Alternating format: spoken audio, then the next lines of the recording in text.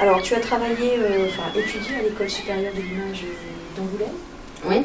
Et donc, tu as fait paraître une première bande dessinée, enfin, premier roman graphique. Je ne sais pas d'ailleurs quel terme tu préfères. Roman graphique, mais pour moi, il était peut-être plus adapté à la dernière bande dessinée. Oui, parce que là, donc, ça s'appelait En série. Oui. Et donc, c'était ta première bande dessinée sur l'histoire d'un tueur en série, d'où le titre. Alors, quand tu écris justement les histoires, quand tu fais le tout, c'est-à-dire l'histoire, le dessin, la peinture, on parlera de ta technique tout à l'heure, comment est le point de départ?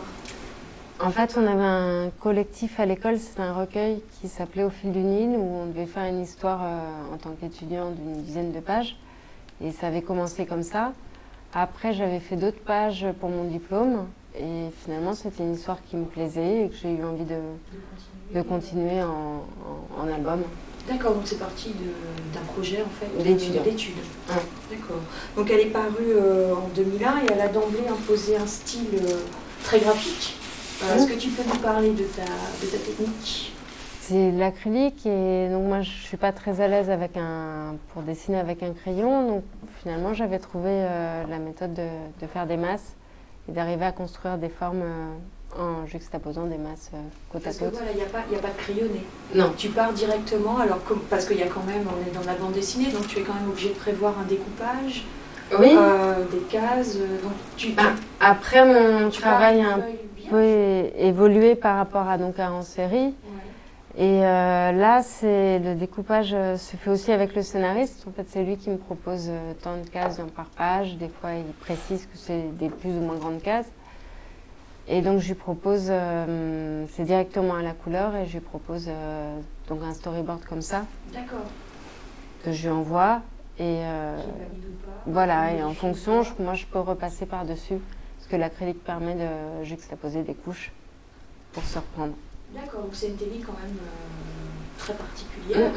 On a souvent lu ou rapproché, enfin vu, quand on parle de tes bandes dessinées, que ton style se rapprochait un peu, enfin on le rapproche en tout cas de Mattotti, qui est un autre illustrateur italien. Est-ce que tu... Oui, je confirme, oui, ouais. J'aime beaucoup ce qu'il fait.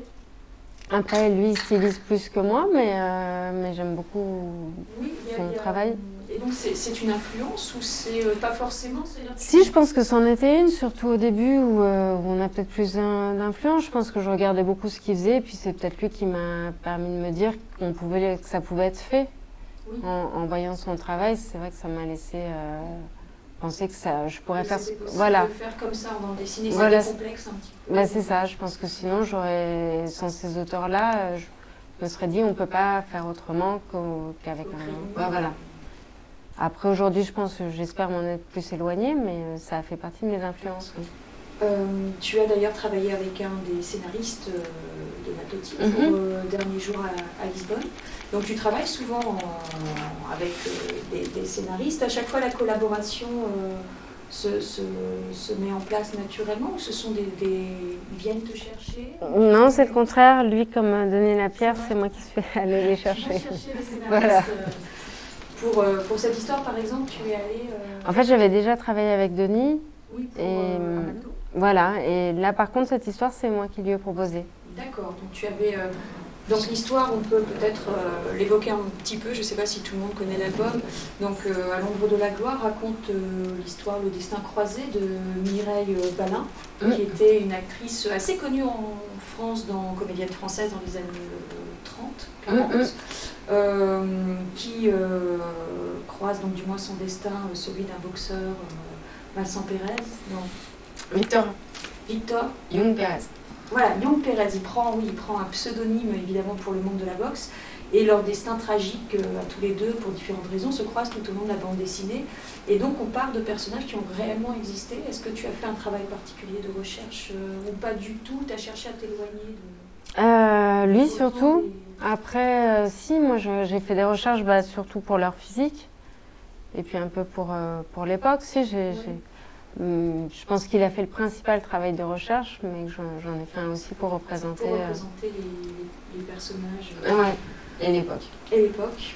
Alors tu as des planches dans cet album qui sont des planches complètes comme ça. C'était un choix de départ Oui, accorder je pense quasiment que ça, un rythme. ouais, voilà, ça rythmait le récit. Et ça permettait de passer d'une date à une autre et d'un lieu à un autre aussi. Donc un travail, c'est ce qu'on disait tout à l'heure, très pictural, vraiment particulier. Alors, c'est le dernier album qui est paru. Tu travailles encore aujourd'hui, je crois, sur un nouveau projet avec toujours Denis Lapierre. Oui. Est-ce que tu peux en parler un petit Oui, peu? c'est l'adaptation de Martin Eden de Jack London. C'est un livre plus ou moins autobiographique où il raconte en fait un peu comment il est devenu écrivain. D'accord, et qui paraîtra dans un bon moment. dans un bon moment, voilà, qui est en cours de préparation. On en est tout au début et Donc, c'est vrai qu'il doit être à peu près dans ce format-là et ça prend du temps. D'accord, évidemment, ça travaille. Merci en tout cas d'avoir répondu à mes questions. Merci.